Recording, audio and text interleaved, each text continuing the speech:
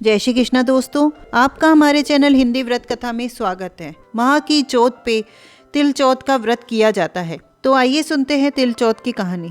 दो देवरानी जेठानी थी। जेठानी के बहुत सा धन था और देवरानी गरीब थी। देवरानी भगवान गणेश जी की बहुत आराधना करती थी। वो अपनी जेठानी के घर रोज आटा पीसने के लिए जाती थी। जिस कपड़े से आटा छानती वो कपड़ा उसके घर लाकर पानी में धो लेती और अपने पति को घोलकर पिला देती थी। एक दिन देवरानी के बच्चों ने देख लिया और अपनी माँ से बोल दिया कि माँ, चाची तो अपने घर से आटे का कपड़ा ले जाकर चाचा जी को घोलकर पिला देती है। इस पर जेठानी ने देवरानी को कहा कि जाए तो आटे छानने का कपड़ा यहीं रख के जाया करो। देवरानी ने वैसा ही किया। घर गई तो पति बोला, मुझे चूर्ण खोलकर पिला दे। देवरानी बोली कि आज उसने आटे छानने का कपड़ा वहीं रख लिया है, इसलिए मेरे पास आपको खिलाने के लिए कुछ भी नहीं है। उस दिन उसके पति ने भूखे मरते गुस्से में होकर उसको लकड़ी की खूब मारा। तकदीर से उस दिन चौथ माता का व्रत था। श्री गणेश जी महाराज का स्मरण करती हुई वह भूखी ही सो गई। तभी थोड़ी देर बाद गणेश जी ने आकर कहा कि आज तो तिल चौथ है और तू भूखी ही क्यों सो रही है। तो देवरानी ने सारा वृतांत उसको कह सुनाया। तब भगवान बोले कि आज मैंने तिल चौथ होने के कारण चूरमा और तिलकुटा बहुत सारा खा लिया। अब मेरी निमटने का मन हो रहा है, सो कहाँ जाऊं। तो उसे तो आ रहा था गुस्सा, क्योंकि उसके पति ने उसे मारा था। तो वो गुस्से में बोली, महाराज बहुत जगह पड़ी है, जहाँ चाहो निमट लो। तो गणेश जी ने सारा घर भर दिया। निमट के जाकर बोले कि अब कहाँ पूछूं। तो फिर वो गुस्से में बोली कि मेरे लिलाट पर पोंछ लो। गणेश जी पोंछ कर चले गए। थोड़ी देर में उठ के देखा तो सारा घर हीरे मोती से जगमगा रहा है। सर पे भी सोने की आभास से चमक रहा है।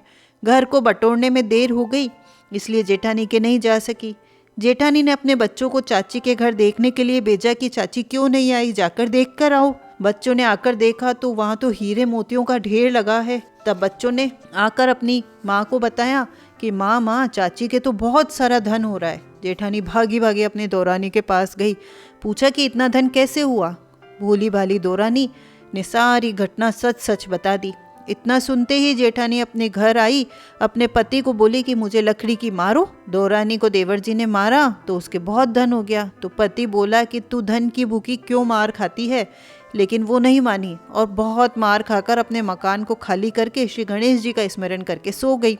गणेश जी महाराज आए और कहने लगे, फालतू में मार खाने वाली, उठ और मुझे बता कि मैं कहाँ निमटने जाऊं। तो वो बोली कि मेरी देवरानी का तो छोटा सा मकान था, ये तो बहुत बड़ा मकान है, जहाँ इच्छा हो वहाँ निमट लो। तो गणेश जी ने निमट लिया। बोले अब कहाँ पूछूं, तो कि मेरे सर पे पहुँच लो।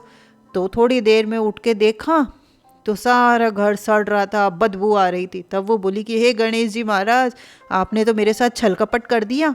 देवरानी को तो धन दिया, वैभव दिया और मुझे कूड़ा कचरा। गणेश जी आए, बोले कि तू तो धन की भूखी मार खाई। जेठानी बोली कि मुझे तो माफ़ कर दो भगवान और अपनी ये सारी माया समेटो, मुझे धन नहीं चाहिए।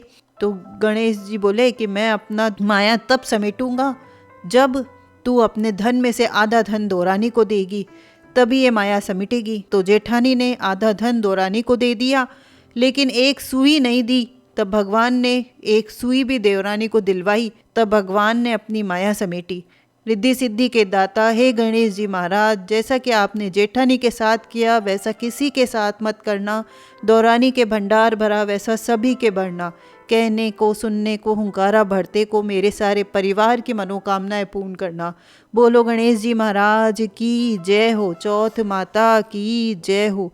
तो दोस्तों, आपको ये कहानी अच्छी लगी हो तो प्लीज़ लाइक करें, कमेंट करके हमें प्रोत्साहित करें और हमारे चैनल को सब्सक्राइब करें। धन्यवाद।